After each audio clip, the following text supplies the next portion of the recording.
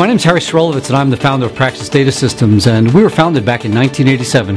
Praxis is a 25-year-old company that has truly evolved into being one of the premier networking and IT solutions company in the Philadelphia and South Jersey region. We have a sales and engineering team that really excels at delivering the best-of-class IT solutions for our clients to help them really deal with all the solutions and initiatives that they face on a daily basis.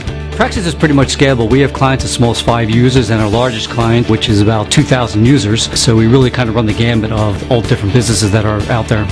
Everyone in our organization is completely focused on and completely aligned with our mission. And that mission is to be sure that we deliver and bring to our clients the balance, harmony, and success that technology and our services bring.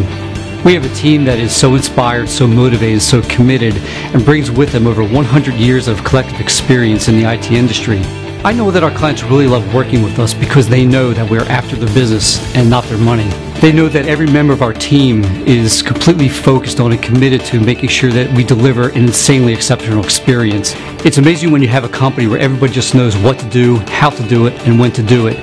I truly believe that what makes Praxis different than our competitors is the fact that we spend a lot of energy looking at our industry, looking at our competitors, and really talking to our clients to find out what they really wanted from an IT partner. What we did to meet the needs of our clients and of the industry was to create our NetCare technology management program. Whenever our client has a problem under our NetCare program, it actually costs Praxis money, not our clients. It also lets them know that the only way that Praxis can make a profit is when our clients don't have a problem. We certainly plan to stay ahead of the technology curve because in our business, as technology moves at the speed of light, when you stand still, you get run over very quickly.